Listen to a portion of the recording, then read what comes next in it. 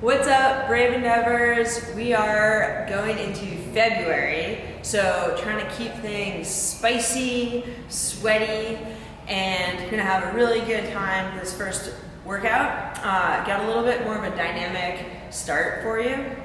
So we're gonna be starting out with dumbbell snatches to a reverse lunge. Okay, so the way this starts, you've got your dumbbell and you're hanging down here, so your hamstrings are engaged, chest is up, and then your first motion is going to be to stand, so your hips are coming up, squeezing your glutes, and then you're going to be leading with the shoulder, so your shoulders are going to come up first, then your elbow, and then you're going to snap that dumbbell up. All the while, you're staying super strong and explosive in your hips, okay? So you're down here, and then you're bringing that dumbbell up.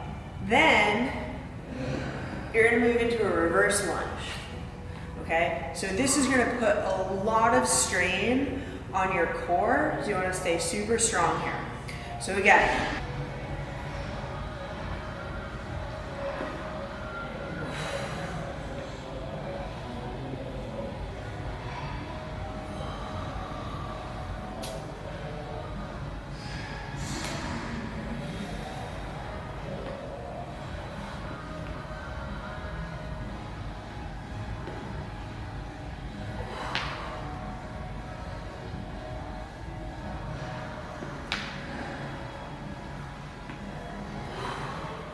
next up, we have our one-armed farmer's carry. So I want you to go heavy on this, but not so heavy such that you're leaning over or slouching due to the weight. Okay, so for example, I can pick up this 53 pound kettlebell, but when I walk, I'm kind of like swinging it. Like I have a really hard time keeping my core straight, my torso upright, okay? So this is too heavy for me.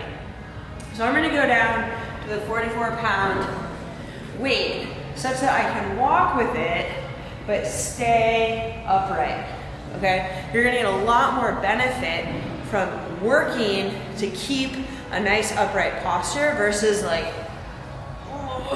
walking where you're sort of kicking out the kettlebell, okay? So I want you to walk 100 feet with the kettlebell in one arm, and then swap arms and walk another 100 feet, okay?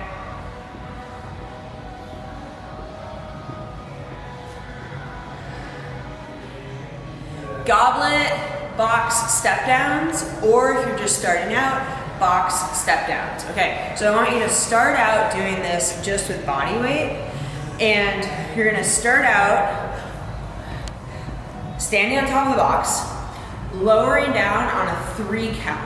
Okay, so lowering down 1, 2, 3, reaching with your heel, tap the floor, and then explode up, okay? Knee should be tracking straight over the toe, trying to not wobble side to side. So I'm going down 1, 2, 3, tap, up. 1, 2, 3, up. 1, 2, 3, up. So a couple things.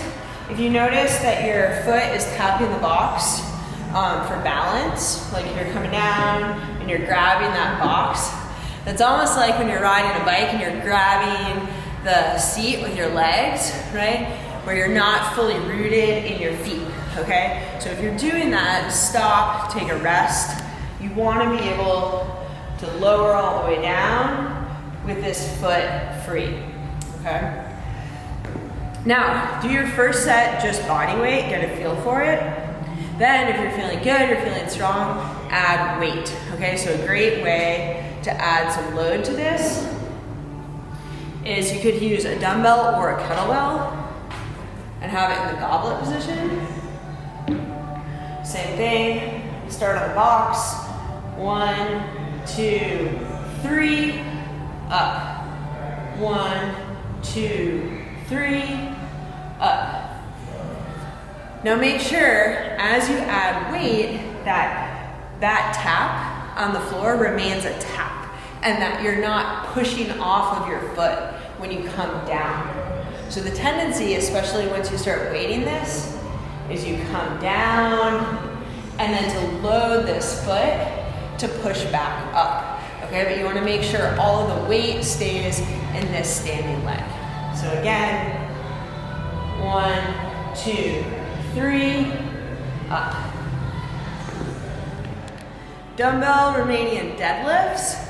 So you've got 2 dumbbells here. We're working on that good hip hinge. Okay, so the hips are going to go back, chest stays up, and then hinge at the hips as much as you need to until you feel a good stretch in your hamstrings, and then come up. Okay, when you come up, you're squeezing your butt. Make sure your core stays nice and tight for the duration of the exercise. Feet should be hip distance apart. As you hinge at the hips, make sure you have a soft bend in your knees. But remember, the primary motion is you're closing that car door with the butt. Right? So butt is going back.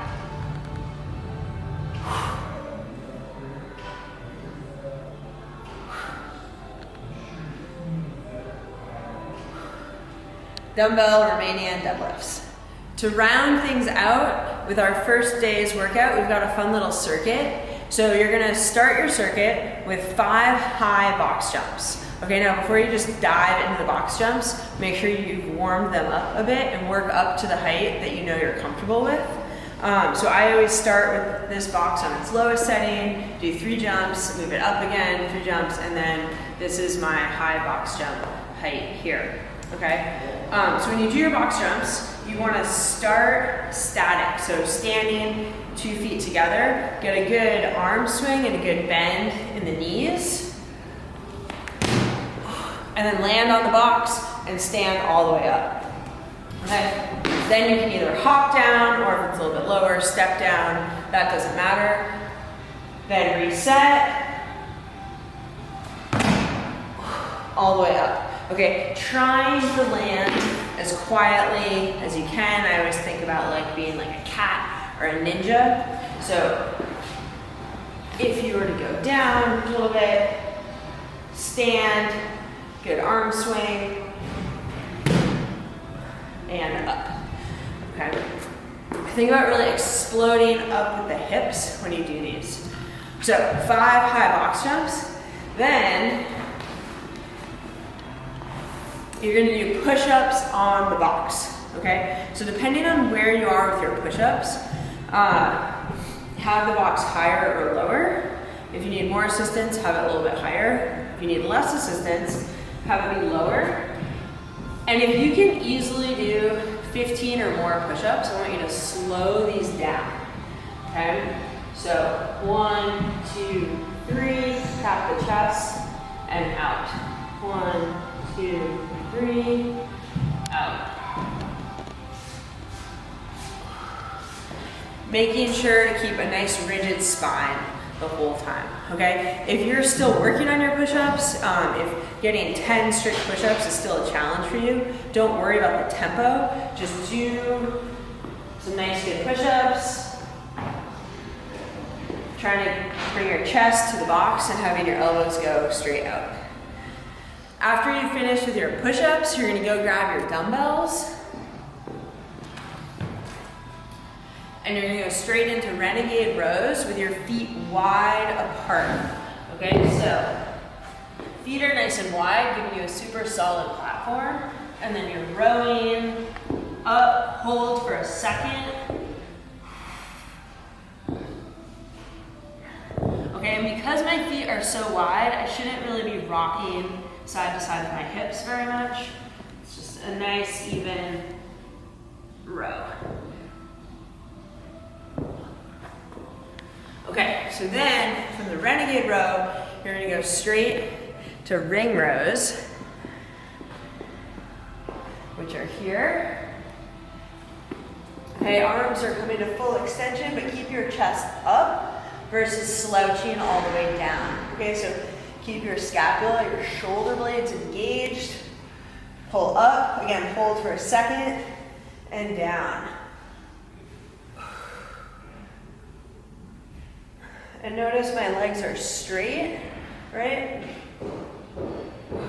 All right, those are your ring rows.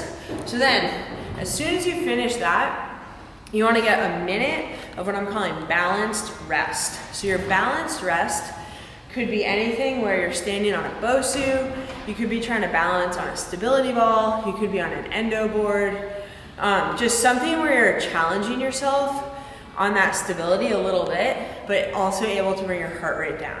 Okay, so for example, I'm working on here, just one leg, balance on the BOSU, right? That's a challenge for me, but it's also gonna allow my heart rate to come down a little bit before I start the circuit over. Okay, so that's the circuit for you. I think it's gonna be super fun. It's gonna be challenging. Let me know how it goes. Enjoy it.